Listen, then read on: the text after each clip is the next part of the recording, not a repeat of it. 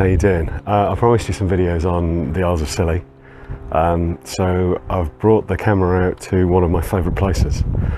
This is one of the best preserved entrance graves in the Scillonian Group. There are a huge number of entrance graves around West Cornwall and the Isles of Scilly, so they're known as the Scillonian Group. There's something like 20 on the islands alone, and this is Bants Carn, which is one of the best. So let's get a little bit closer and have a proper look. Bants Carn, this particular chamber was originally excavated in about 1900, and when it was excavated through the entrance here. That's not always the case, especially with the Scillonian ones. There are a couple where they've gone in through the ceiling of the chamber, but because this is all fully intact, they went in through the entrance. And inside they found pottery and bone fragments dating back to the Neolithic period. So this has been here for at least 4,000 years. We know it was in pretty regular use during the Bronze Age period based on the finds within when it was excavated. As you can see, it's roughly circular. And there are a couple of rows of stones. So we've got the inner chamber here. We've got a walled chamber within, which is lined in stone with capstones over the top, and that's all held in place with an earthen embankment that's got a supporting wall around it.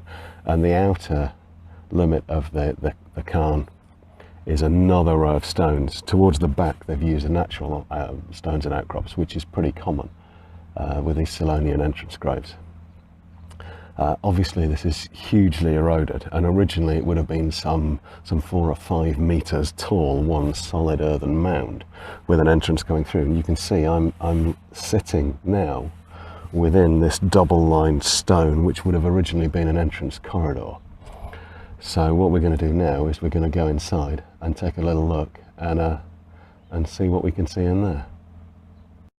So I'm inside the actual chamber now of Bants Carn, and it's surprisingly well intact. You can see there's some pretty big stones here, some of which were naturally here originally, but the vast majority of which have been added and brought here after the fact. The capstones, there are 1, 2, 3, 4 huge stones bridging the chamber, and this was effectively a communal burial chamber. So when somebody was cremated, their remains were put in an urn, and that was placed in the chamber. Now, one of the things that we're fairly sure we know, and I say fairly sure because almost everything we think we know about this is pure supposition. This is prehistory, after all. But we're fairly certain that this was used for low status burials. The high status burials were done in a very different way, and we're going to talk a little bit about that in a future video when we talk about the briar sword.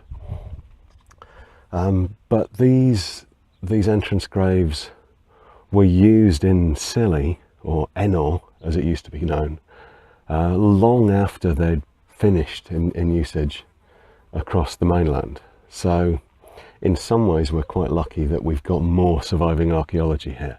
And because the islands are so remote, a lot of it has survived that wouldn't necessarily have done on the mainland. So the archaeology here is fantastic, though it is a little different from what we see everywhere else. We think that there was a degree of ritual involved in the burials here, and we think that the actual entrance graves themselves were almost territorial markers, so family groups, if you like, using these as a kind of centre to their territory. But this is Bants Carn. This is a fantastic one, and this is right on the edge of another fantastic historical feature, which I'm going to record a video on soon, called Halangy Down. So check that one out, and I'll see you soon. Take care.